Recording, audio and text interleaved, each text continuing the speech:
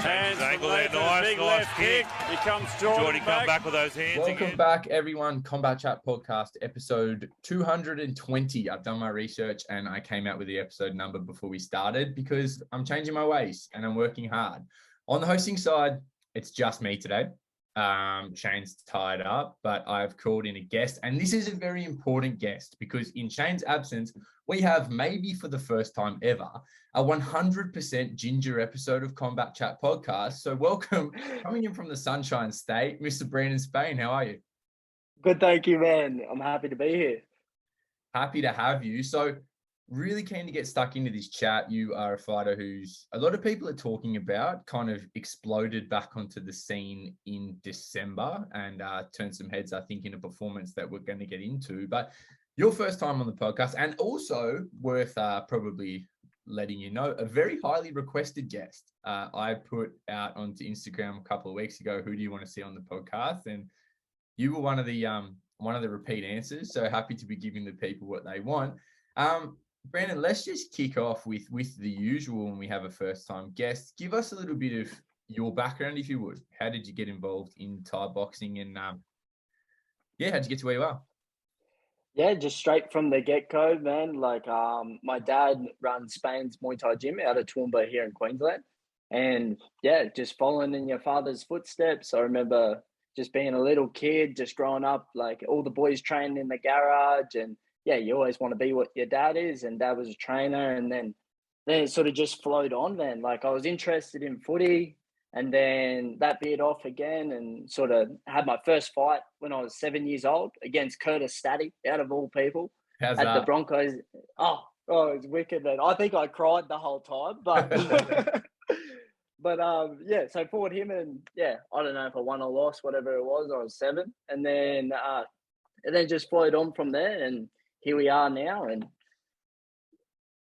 7 years old, fight number one. That is extremely uncommon outside of Thailand, of course. And I couldn't possibly keep tabs on your record. How many fights have you had all up?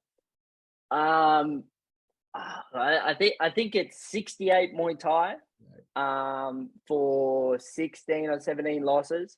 And then I've had 3 pro boxing for 3 wins, 2 knockouts. 68 Muay Thai fights. How old are you? 23. 23 years old with 68 fights. That is absolutely ridiculous. And you mentioned, of course, we'll get into that right away, just as we get a bit of the background. You have forayed into boxing a little bit too. What kind of brought that on? And is that something that you ever considered sort of going all the way with? I sort of, when COVID hit, that sort of stopped a lot of overseas fights and a lot of like interstate fights. And I train out of Smithy's gym. So Spain's gym is out of Smithy's gym. So Brendan was just like, yeah, constantly keeping tabs on me. Like, you know, mate, if you ever want to have a go at the boxing, like it's here.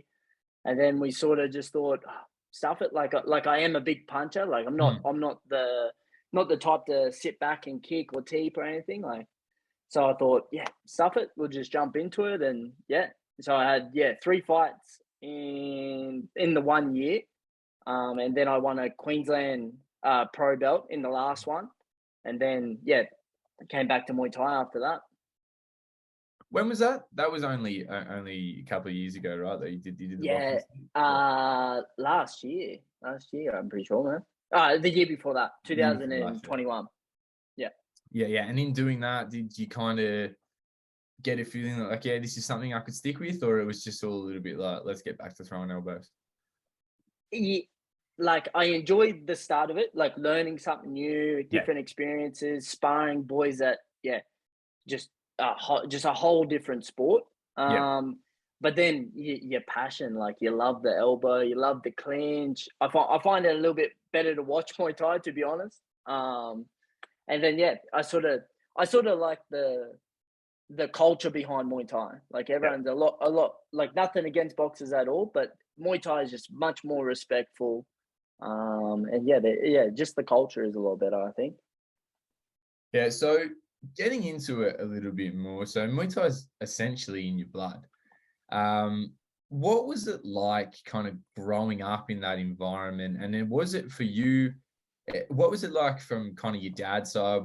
Was there ever a question you were going to get into Muay Thai, or was there a little bit of a parental push, or for you, you wanted it yourself from the get go? 100% me, man. I shared a photo on Facebook the other day. I think I I was saw that. 5 years old, and we had a fighter on Explosion Hmm. on the Gold Coast. And yeah, I used to make sure that every fight I was there with Dad. I would sit in the corner, and then before we would go out, I'd make him put a little bit of tape on my hands to make me feel like I was the fighter.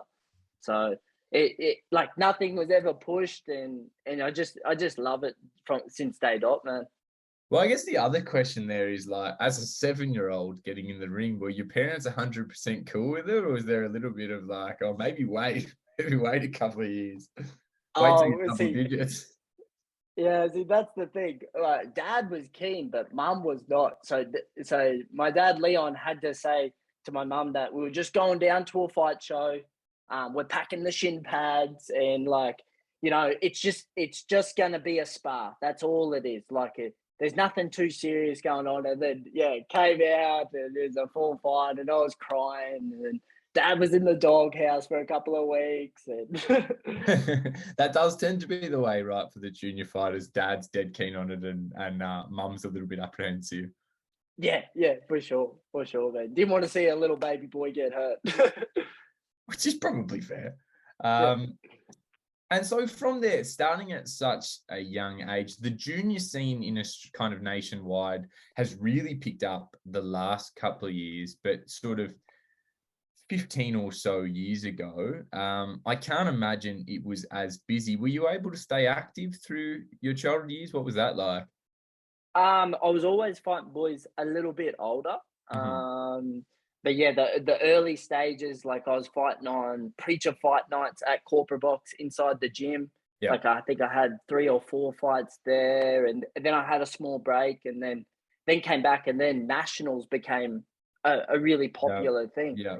And then that's sort of what just kicked off everything, man. Like I fought in 4 years in a row. I competed in nationals, and then I was lucky enough to go over the worlds as well. And that's something I wanted to get into. So, of course, a big part of staying busy as a young fella was that IFMA system, because you can go, of course, in your case, all the way to, I mean, even the national championships is a great way to let the kids chuck some padding on, get in the ring and get sort of multiple fights across a weekend. But for someone of your experience level at that point, you were able to follow it all the way to the world championships. Talk to me about that experience. What's it like as such a young guy going over and fighting sort of the best junior fighters in the world? I I just think it played a really high point in my career. Mhm, Um, Not only growing as a person, but growing as a fighter out of it. mhm. Like you go over there, you are honestly just a number. Like you are Yeah, just filling in the spot, and Australia is not the strongest. Like we definitely win gold, but like your main countries are Russia, yeah. Belarus, Thailand, all those countries. So going over the worlds, I was just packing my pants, man. Like so scared, and like losing weight, like sitting in a steam sauna.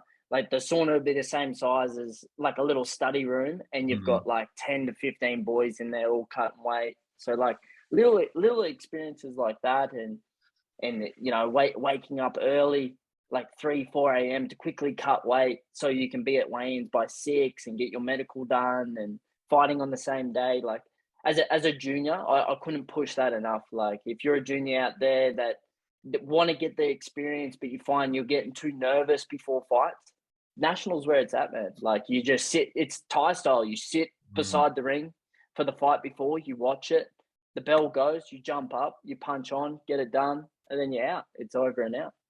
Yeah, I often have a similar take for some of our kind of newer fighters, that one of the best things you can do is, even at just a national level, is to get into that tournament format, because there's that element of like I took a fighter up to nationals, the most recent one, and she'd only had 1 or 2 fights, and it's just to get into that format of, you don't know what time you're fighting, you don't know who you're fighting. You've got to make weight early, you've got to be organized. Like it's just it takes that element of, and there's also just the format of it. It's not dressed up, there's no massive entrance ramp. It's really like it's pulled right back to just that pure competition, and Yeah, kind of that definitely. gives you that it really just pulls a lot of the unnecessary stuff out of it. It's just show up, make weight, do your job, fight. For sure, for sure. You do, like, yeah, might have mum and dad and a few friends come, but there's no big walkout. There's no bright lights. There's not. We're all the same. Like whether you're the world champion competing in the nationals for the 5th time in a row, or it's your first time and you're 7 years old, everyone's treated exactly the same. So I feel like that's the best way to start. Like get your experience up that way, and it's good. It's in pads, man. Like you're not getting shin clashes where you're busted up for a couple of weeks or anything like that. And that element as well of, you get out of the ring, you've got to get right back to work potentially. If you get the win, there's no big kind of you're not going off to celebrate. It's like, let's figure out how we make weight again, how we get back. It's like kind of really takes it just takes the song and dance out of it. It's like you really got to detach a little bit from the emotional side of it, and just it's like it's go. It's just that sport. Yeah. It really takes away the entertainment side of things, what the pros feel, and it just puts them in like, okay, go in there, perform. Don't worry about who's in the grandstand. Get the job done. Come back. Ice your shins, ice your quads, whatever is sore. Do your recovery and repeat.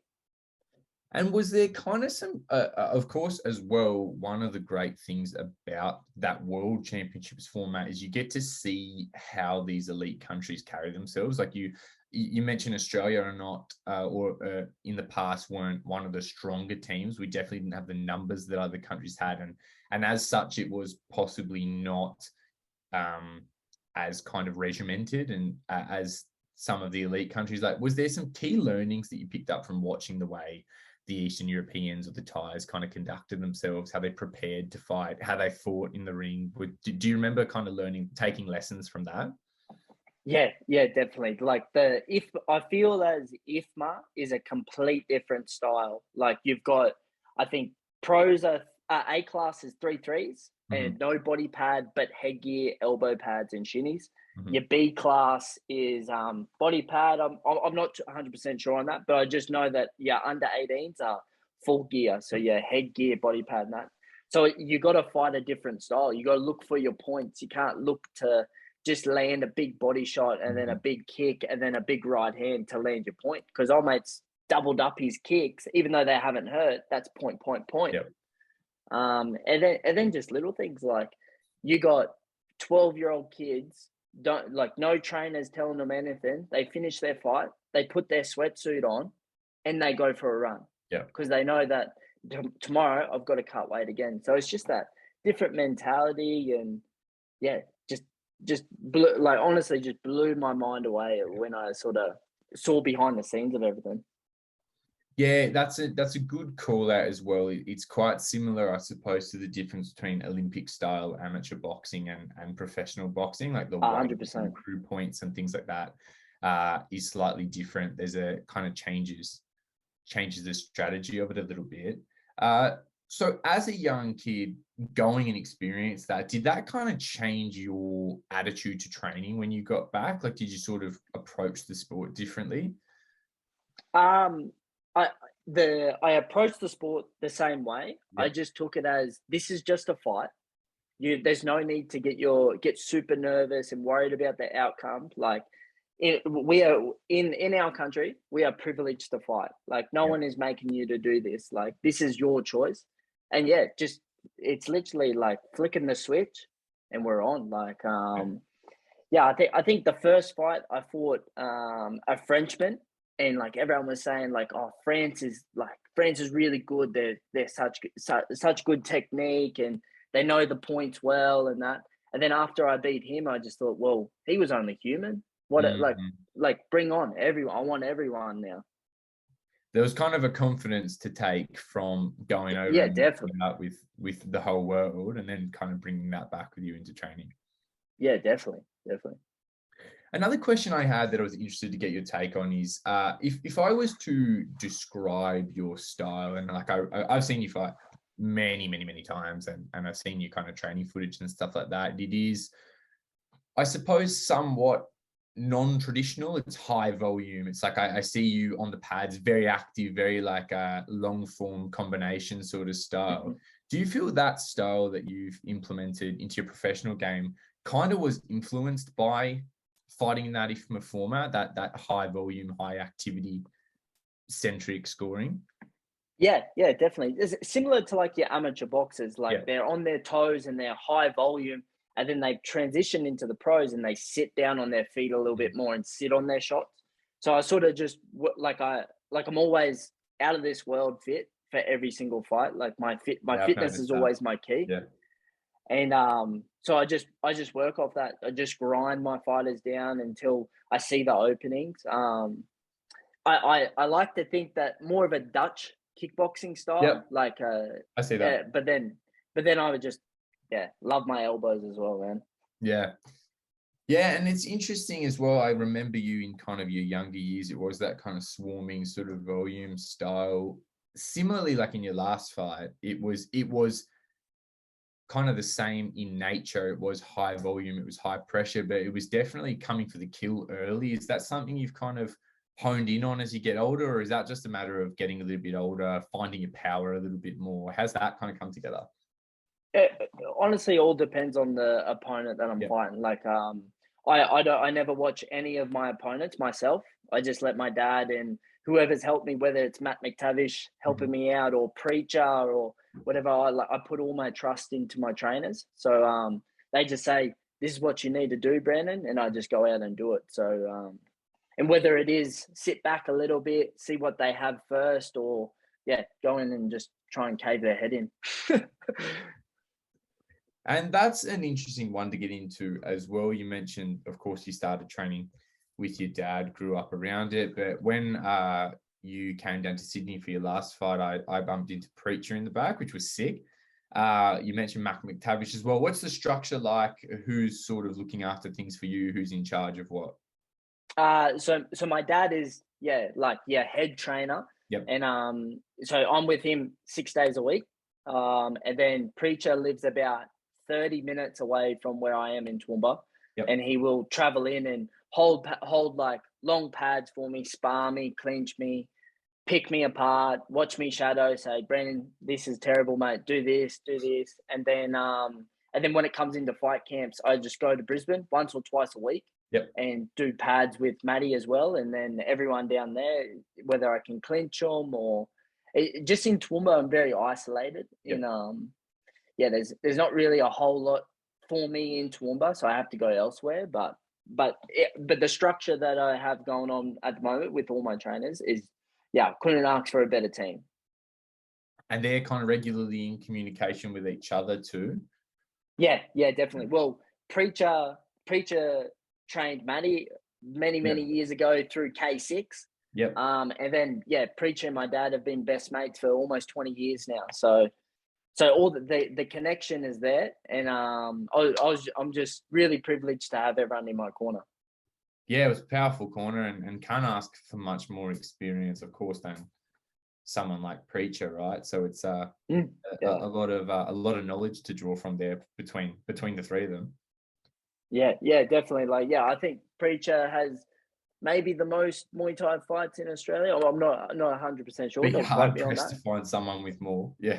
I think he was saying the other day it was 168. Something like that, yeah. Like that. That's a lot of just fights. Crazy. And just fought anyone and everyone. He fought One Lop. He fought John Wei Pa 3 times. He's fought all the big names. Soren, Eli. Yodsan guy. It's just out of the world. Like the killers that he shared the ring with, and for him to be able to pass that knowledge down, like before my last fight, he just kept saying, "This is just a fight. How many times have you done this now? Like, go out there and get the job done. It's not a big deal, man." It's a good perspective to have. Definitely. So, as we said, a lot of experience. I remember some highlights from yourself. If we even take it from kind of like on the local scene, I think 2 WBC titles.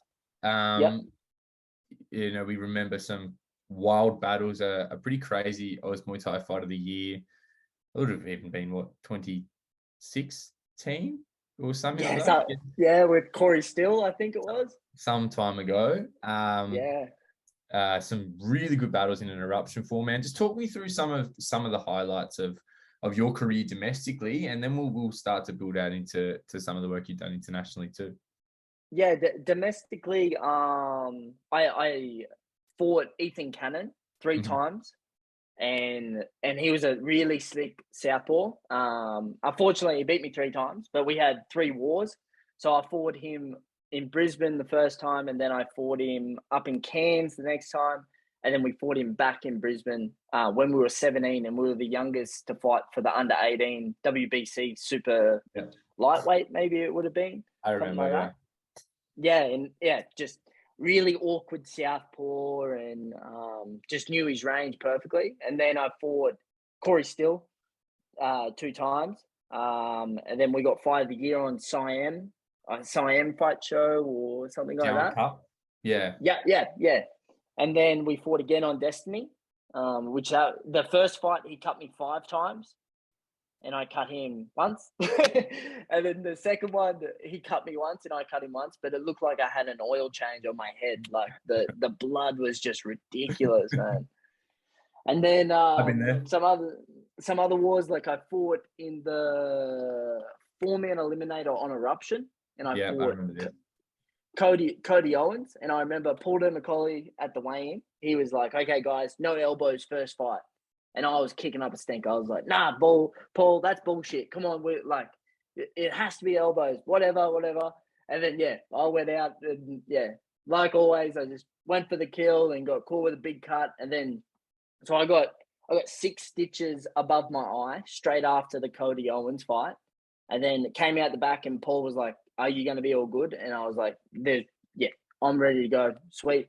So the doctor said, "We need to put some stitches in it, because if it gets split again, it's just going to disfigure your eye, mate, like above your eye." And I was like, "All right." So I walked out to the last fight, which was a 3-rounder against Zach Erison from Yep. Riddlers. Yeah. And yeah, my eye was all swollen up. At that point, I think my eye socket might have been broken.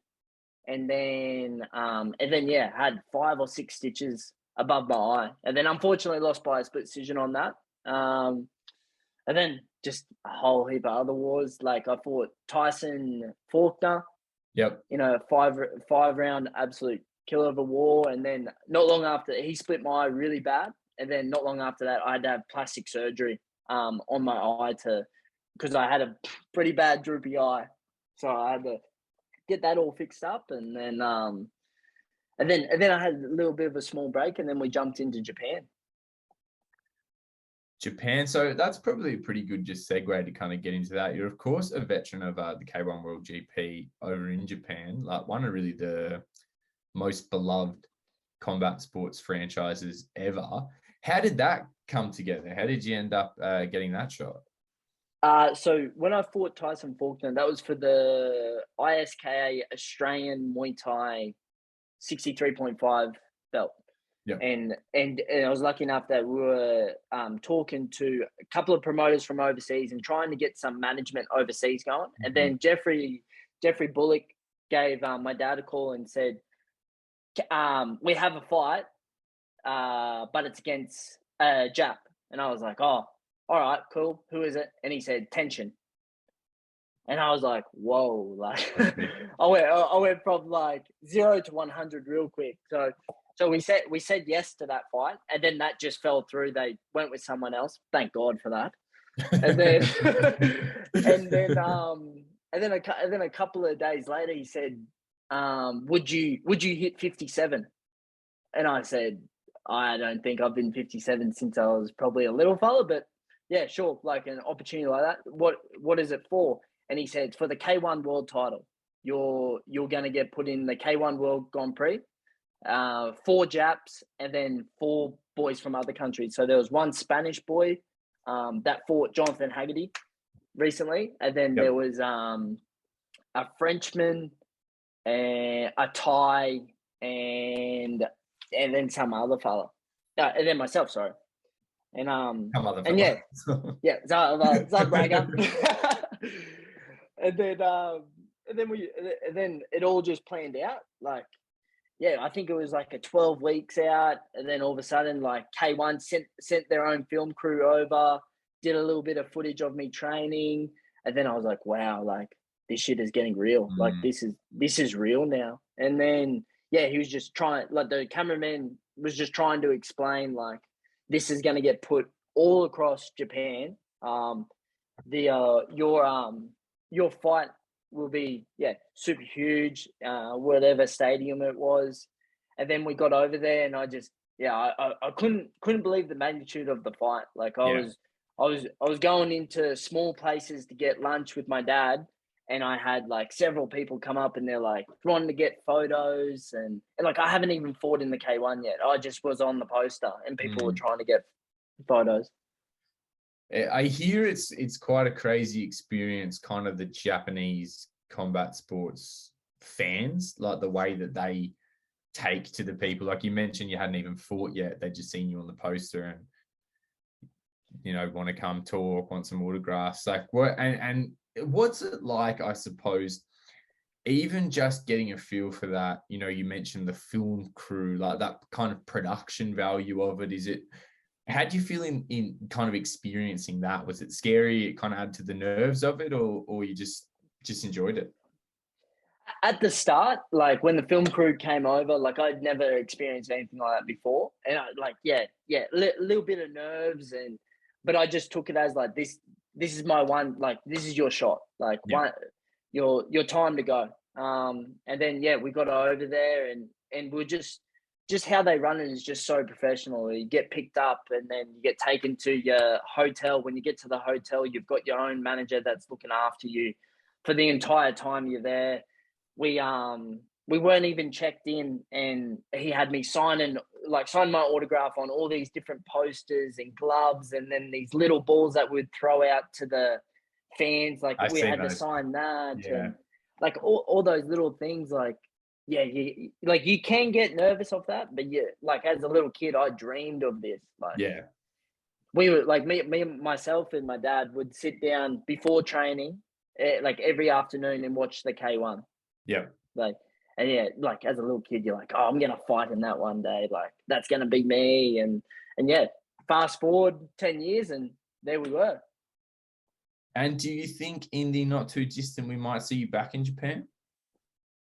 Hopefully, I just need to be more active. Yeah. That's really my only problem. That's why I'm just chasing. If something's popping up, I'm literally trying to grab it at the moment. I just love the kickboxing style. It's exciting. It's Mm. 3 threes. It's all action, and the fans. Like you said before, the fans are next level, man. The respect they have. Like I lost my fight against Harabi, unfortunately, by a split decision. I lost my fight, came out, and they're all clapping, and they all want the autograph straight away.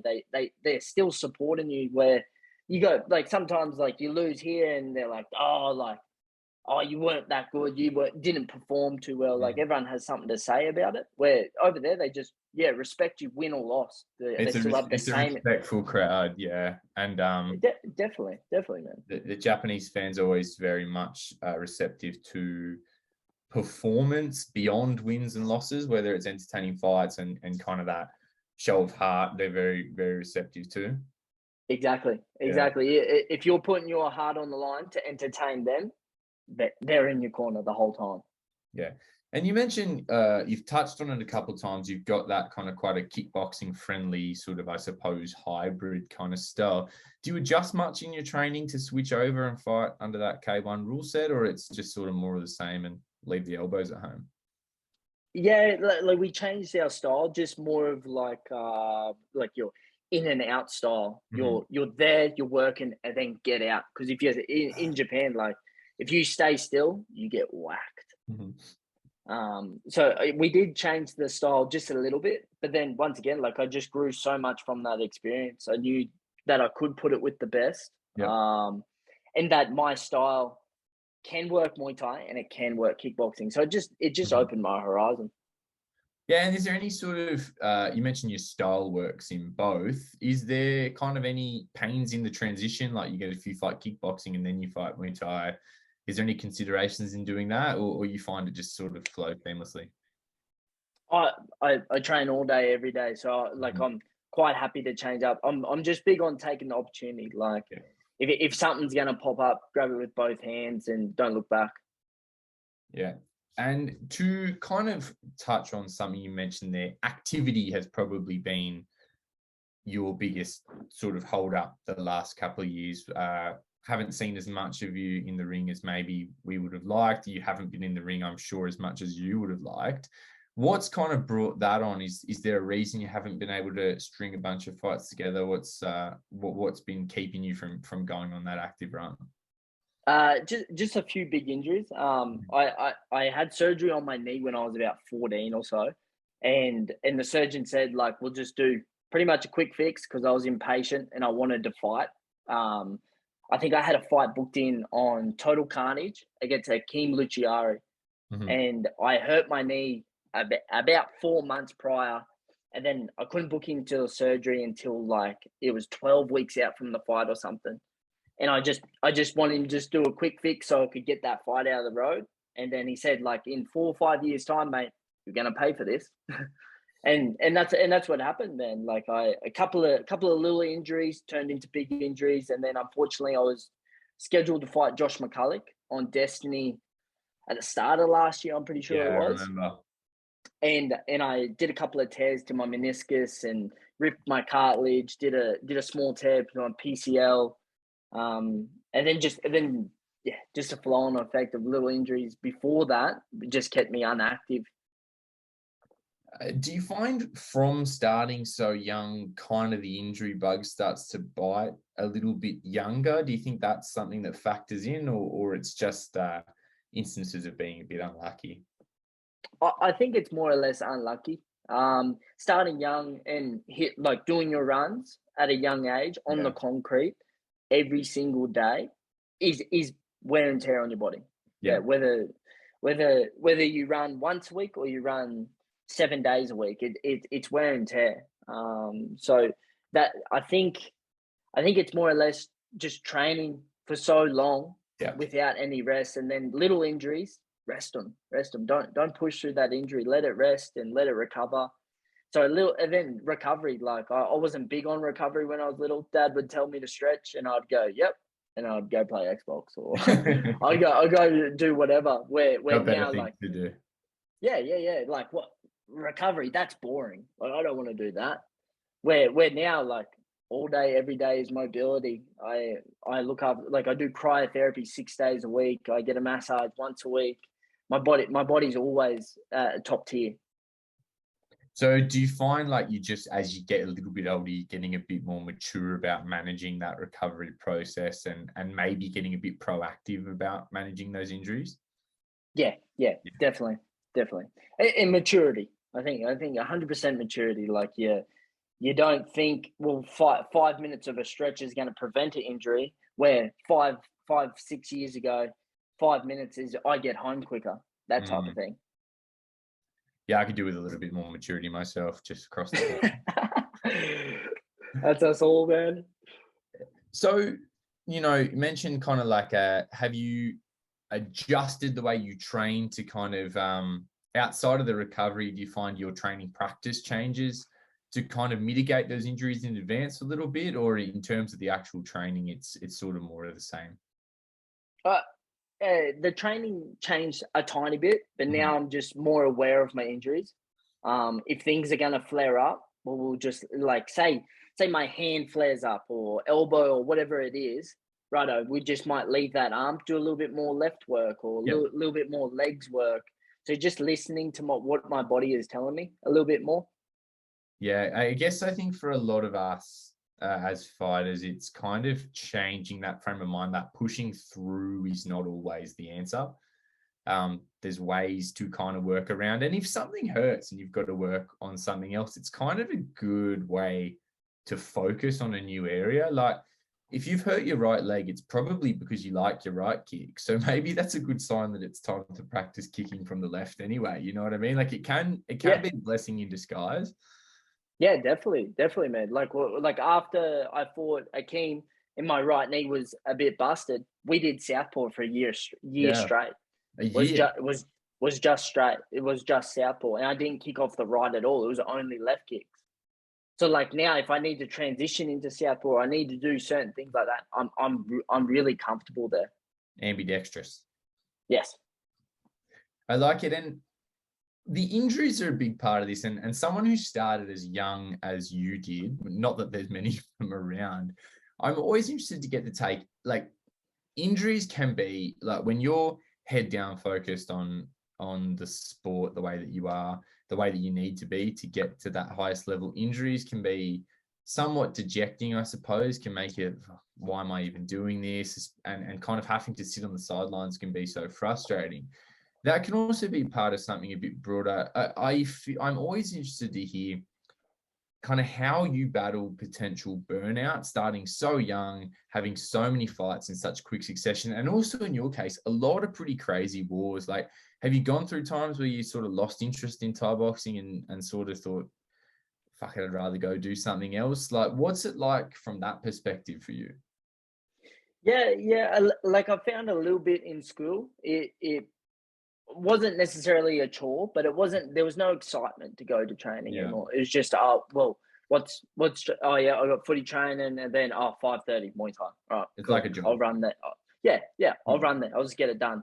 Where I just changed that thought, like that thought of like, this is a choice. You've got a privilege to go do this sport. Like Mm. there's other people all across the world that would would give it anything to be able to do what I'm doing. So several times you definitely have that thought of like, that bag of Maltesers looks good in the cupboard. Maybe I should just smash that and just not train today. But then you just realize how privileged you are to be able to do what you're doing. Yeah, kind of, I suppose, a good way to sort of, it's like that idea that this gets thrown around a lot. It's like, you don't have to go to training, you get to go to training. And it's Yeah, like taking 100%. that mentality will sort of help drive you forward, like Yeah, having that bit of gratitude about what you get to do. yeah, yeah. But I Just guess, changing. yeah, I guess there's another layer of it for yourself, is that like the way that most people have kind of their sporting life and their family life. But for you, they are sort of one, they're intertwined a All in lot one. more than most people, especially because you work in the gym too, right? So it's kind of like Yeah. everything Yeah, and then and interconnected. then I, and then I work with my dad also. So we run Yeah, elite cryotherapy as well. So yeah, my dad is my best mate. Like we spend every single minute of the day together, train together, travel together, holiday together, fight each other, like everything, man. and so do you sometimes feel like do you have things that you do to kind of really just take yourself away from the sport? Like, do you have kind of external hobbies just to kind of get that sort of refresh and get a little break, or you just, everything's Thai boxing? I just try and like once training's finished, just chill out, Yep, relax. Like, don't touch your phone for a little bit. Just that's a good one. enjoy a movie or something. You find like anyone that loves the sport. If you go on Instagram, it's Muay Thai Yeah, clip, fighter, Muay Thai clip. So if you just don't touch your phone, just for say you come home and you have dinner for the 30 minutes, just switch off. Watch a show. Watch some YouTube for a little bit. That's not fighting or mm, yeah, that I find that's how you can sort of switch off that little bit. And then I'm just lucky enough to have an awesome partner as well. So she takes my mind away from being in Muay Thai, like you got to be a killer. Like mm. you gotta be a complete different person. Where on the weekends I can just chill out and spend time with my dog and her and all things like that is really helpful in sort of not burning yourself out mentally as well. Yeah, it's something I'm starting to learn a little bit more about. I've talked about it on here a couple of times, is that like, if I don't make myself do something else, I will just consume Thai boxing in some Mm. capacity. Like, I mean, like I have my day job, so that kind of splits it as well. That has very little to do with Muay Thai, but it's like, from I finish work, so you go to training, and then like I really Yeah, have to check myself. It's like, don't just go home, and there's a study element, of course, but there's a difference between sitting down and watching a fight in a focused way and just scrolling through Thai boxing content, what everyone else is up to, random yeah, clips. Like, you need that kind of separation where it's not just like that constant flow of zoning yourself in to pay attention to really what you're watching, or trying to figure out why does he throw that kick like that, or things like that, rather than just scrolling through Thai boxing related bullshit. So it's like that's like the kind of rule that I made for myself is like, do purposeful Muay Thai related things with 100% focus, and then do things that are 100% unrelated. Don't be like half in all the time, because it's just a good way to get burnt out.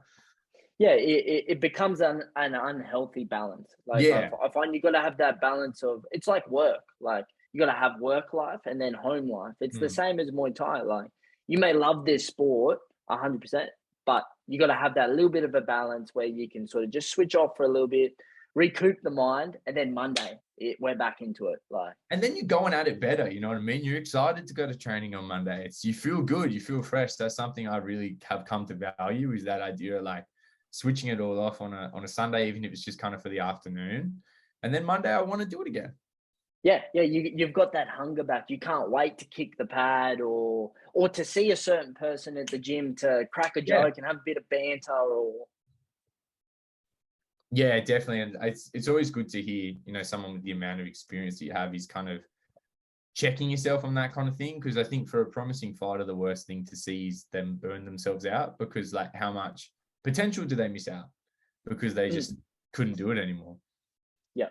Yeah. But talking about activity, we're looking at having a busy year this year. I'm hearing about some things that are in the works for you that are going to be cool. Talk to me about last time I saw you fight. I was lucky enough to be ringside. You fought Singnam PTJ on Hardcore Promotions in Sydney. Talk to me about the lead up to that fight. How long was the layoff for you coming into that one? It was a little while. I think it was close to 16 months or 12, just over 12 months. And then we were matched. So I was asking for 59 kilo. That's my division that I want to fight in. So we were chasing that, and Mark from Hardcore said, I can't just get you a fight at that, like a 3-rounder or just a 5-rounder. You'd have to fight for a belt. And I said to him, I said, I'm not worthy enough to fight for a belt yet. Like I haven't been active. Like just get me a fight to put me back on the scene, and then we can talk further. Like I feel like that was the right thing to do. And you wanted to get going again. You didn't want to sort of just exactly. You wanted to build up to those kind of moments. Yeah. And so he came back with, would you fight at 61? And I said, yep, sweet. Who? And he said, a Thai called Nidachai. And I said, yep, don't know who he is, but deal. Sounds good. And then Nidachai took a fight on 1774 against Josh McCulloch, which is red hot at the moment. And I feel as Nidachai might have taken him a bit easy, or wasn't used to the Aussie pace yet. Yeah. And then Josh beat him, and then Nidachai pulled out due to injury. And then Mark called and just said, mate, he's pulled out. I don't know who I'm going to get. And I just said, like, anyone, man. I will fight anyone from 59 to 61, anyone. And then he came back, nothing came up. And then he came up with Singnam. But the catch was 63 and a half or 63. And I said, if that's all you got, then it just needs to be done. Like, I'm not fighting. Like I'm already fit. I'm ready to go. Yeah. And fighting at 63, I've got nothing to lose. This is my division. And this wasn't an original fight. Just good to get that ring rust out. And then lucky enough, I came in hot that night, and then landed a nice left hook, and that sent Singnam to the ground. But all respect to Singnam. He took that fight on 3 or 4 weeks' notice, where a lot of other fighters were saying no. So I have all respect for him and his team. Yeah, and of course his first fight since moving to Australia, and very tough ask for the first one out. Yeah, and someone who isn't Thai style, right? It's different. It's a complete different style, and I feel Australian Muay Thai is very different to how the Thais do it. Like, your first 3 rounds, you're sitting back a little bit. the first round, you're really just warming up. Second round, picking up a gear. Third round, let's get it on. Now we start fighting. Where Aussies, we want to bang on. As soon as that bell rings, it's go time. Especially being, yeah, always. Yeah, and then what interested me, I liked this, I enjoyed it. I think I'd like to see a bit more of this. Is in your post-fight interview, you didn't mince words. You made it very clear what you wanted to do next. You mentioned Singham's stablemate, I suppose, out of PTJ, kind of the man around this weight class right now in Australia. Good friend of the podcast, former guest, and definitely personally a good friend of mine, Ibrahim Abu Saleh. Talk to me about that fight. You've been watching Ibi for a while, from the sidelines, I suppose. He's on an absolute hot streak, looking very difficult to top. What does that fight mean to you? How do you see it? I honestly believe that this is the fight Australia needs. Mm-hmm. Like we are the little guys of the sport, and I feel like it's going to be an exciting fight. And I only want to fight the best. He's number one in Oz, and I think he's been number one in Oz for maybe just over 12 months, maybe even longer than that now. So I just feel like if I want to test myself and he's the champ, then he's the next one that I need to cap off. And if it's up to you, sort of where would you like that fight to take place? You'd like to do that one at home in Queensland? You'd like to travel for it? You don't care? I would like MTL. I would like the fight to be on MTL with Nikita. But it's really wherever. It's really wherever. As long as we agree on some good terms, we're good to go. I just feel like it's going to be an exciting fight. You got two completely different styles. Yeah. You got two fighters that are sort of pretty hot at the moment. They got a lot of attention on social media, and then they have a lot of attention not only in the Muay Thai community as well. So I feel like it could just be the next big thing for 2023 as well. I like it. I'd like to watch it. I like I was saying before we started recording, I'd travel for that fight. Selfishly, hopefully it's in Sydney, but I'd travel for it if it wasn't. I'm sure he's listening. Do you have a message for young Ibi? Take the fight, brother. Take the fight. Let's get it on. Yeah, like it'll be a war. This is all respect. There's no disrespect here. There's no saying, I'm gonna do this and this. Like I just want to fight the best. If I think I am the best, which I am, then let's do it. It's go time. I love it. Looking forward to hearing a response there. We've touched on a couple of names as you're speaking, potential matches that were made that were not. Who else is kind of on your radar? There's Isaac Tomlinson is fighting for the state belt on Hardcore Promotions, and there's if he take nothing away to the guy he's fighting, but if he does win that, it puts him in number one contender for 61. Okay. And I feel like I would like to own the 61 kilo division as well, if possible. Yeah. So something like that. But I have a huge amount of respect for Josh McCulloch. I think he was 5 fights, 5 wins, 3 knockouts or something like that last year. So I feel like if I'm not going to fight for one of the belts, he needs to. Like who else out there is taking the fights that he is and topping them off, man. Yeah. So I think a McCulloch fight would be right for me as well. Like an exciting fight for the fans. But yeah, just anyone, man. I just want to fight the best. More experiences, like losses mean nothing to me now. I just want to go out there and fight to my best ability and be happy with that. Yeah, if you fight Josh McCulloch, I'm watching it after the fact so I can put it in slow motion because it'll be intense. Would you say that you feel yourself and Josh have similar styles in a way? A little bit, yeah. A little bit. And I heard on the grapevine that he did fight Ibi a fair few years ago through the amateurs as well. So, either way, it'd be an exciting fight. Josh McCulloch and Ibi, that's a great fight. Josh McCulloch and Isaac is a great fight. I think our division at the moment has plenty of awesome matchups. So if you're a promoter out there, get onto it. Should we get the return of the Eruption 4-man? Maybe an 8-man, An 8-man for eight-man. 20 grand, but 20.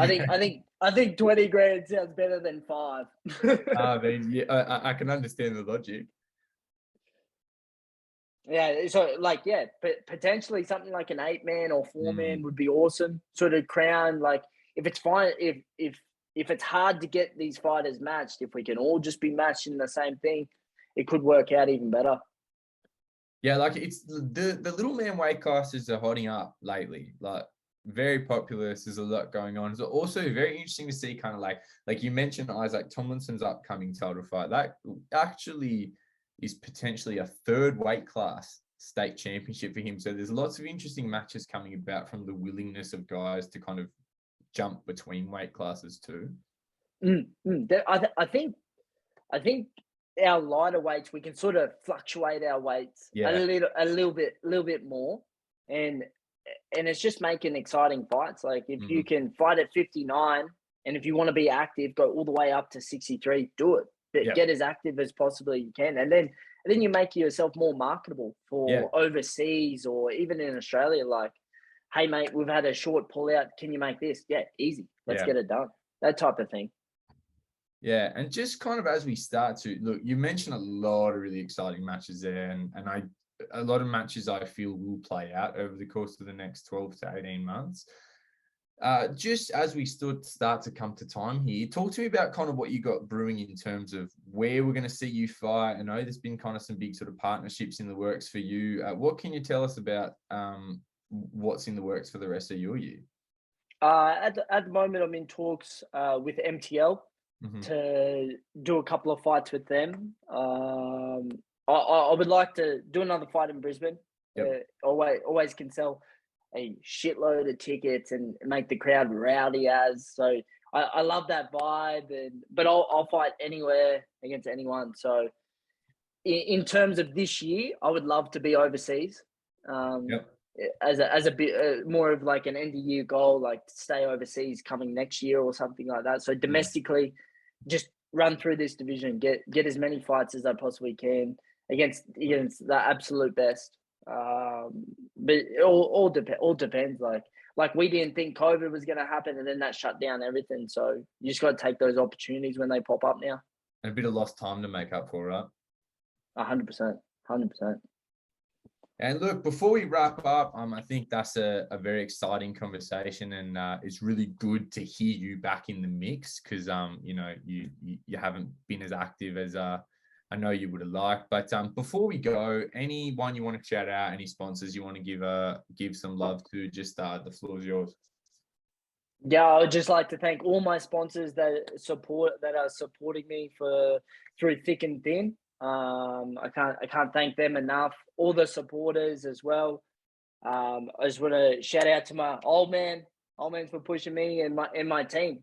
I wouldn't be where I am today without the push of sponsors, supporters, fans, my team behind me. All those little things that like us fighters, we get all the glory at the end of the fight. Where it needs to be the team. The team behind us needs the glory as well. We wouldn't be where we are. Awesome. Well, Brandon, thank you so much for coming on. I really enjoyed that conversation. I have my thank yous to just anyone who happens to be listening to this podcast. Thank you, everyone who answered me last week, all the international listeners, and sent us a message on Instagram. That was very cool to talk to you all. I have a ton of backlog to work through from guest requests and things like that. So if we've spoken about doing a podcast, I'm going to be in touch to organize it. We have some really exciting guests in the next couple of weeks. Next time you hear from me will be in a week, but in my time, it's tomorrow because next week I'm going to Las Vegas. So I'm going to get ready in advance. Thank you, everyone who listens. If you haven't already, be sure to subscribe on YouTube. Follow us on Instagram at Combat Chat Podcast. Get in touch and let us know what you want to hear from us next. But for now, that's all from me. Take care, and I will chat to you next week. See ya. See ya.